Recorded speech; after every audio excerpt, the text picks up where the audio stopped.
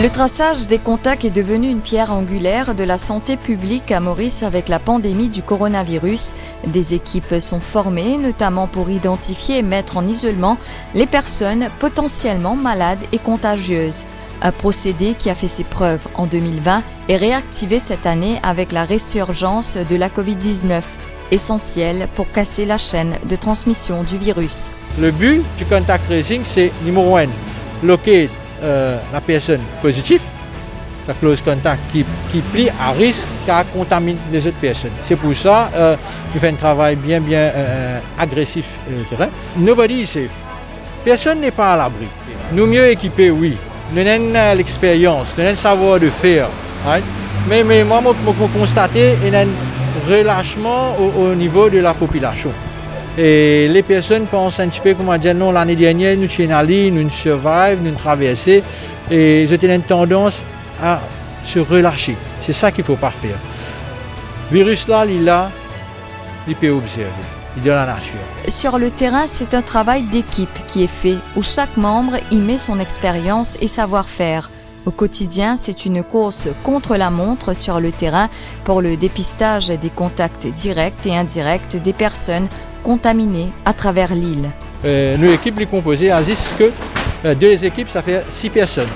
Et nous faisons un travail énorme. Et sur le terrain, il demande beaucoup de rapidité. Et nous connaissons le risque d'être explosé, il est beaucoup élevé. La journée des équipes du contact tracing commence vers 4 ou 5 heures chaque matin, vêtues de PPE, face shield et autres équipements de protection. Avec un PCR Cooler Kit en main, ils sont véhiculés dans les endroits prioritaires par un chauffeur tout en étant escortés par la police. Le mardi 30 mars, c'est au temple Vishnu Mandir que le docteur Arulen Venkatasamy et son équipe de contact tracing se rendent à Tayak. Ce sont les habitants qui ont fait une demande auprès des conseillers du village et du district pour se faire dépister de la Covid-19. Nous avons commencé à partir de 14 heures. Et en même temps que nous, à Tayak, l'exercice peut faire ici, et le screening, nous avons encore plusieurs régions dans les alentours. Alors, par exemple, nous avons la rivière des Anguilles, la rivière du Poste. Et dans une autre circonscription, à Confocro aussi, que nous pouvons faire le massive screening. Et comme vous êtes au courant, qu'il nous avons quelques cas à Tayak. Et c'est pour ça, à travers le ministère de la Santé et les village councillors, district councillors, nous décidons pour faire le screening un petit peu plus approfondi. Il faut savoir que la section du contact tracing du ministère de la Santé opère de 2 façons. Le team de contact tracing il opère un petit peu de 2 façons. Nous faisons le contact tracing, le close contact. Ça, c'est une première étape. Et deuxième étape, là, nous screen un petit peu plus agrandissant. C'est ça, là nous faisons un petit peu ce qui nous peut causer le mass screening. Mais moi, je associe le mass screening et le random sampling. Alors, c'est parce que nous avons connu la personne qui est infectée, et le Covid, right? Et peut-être il a côtoyé quelqu'un ou soit une journée en passant sans qu'ils soient au courant qu'il est Covid positif. C'est là où nous vient le processus que nous appelons le mass screening. Là. Parce que quand nous pouvons prendre une grande quantité.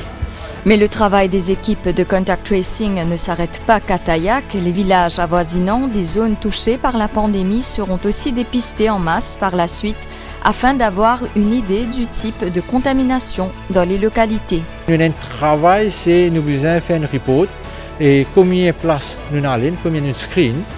Deuxième, c'est qui plan nous avons pour demain. Et troisième, il y a positive cases et nous besoin décider que pas faire le screen. Nous pas qu'à envoyer 10 l'équipe à une seule place. Nous besoin faire un travail, à part le travail de terrain, nous avons un travail, c'est un planning. Pareil comme vous, nous avons un planning, où est-ce qu'on va partir demain. Et pour nous, ce n'est pas juste demain. Et nous avons un planning pour après-demain aussi.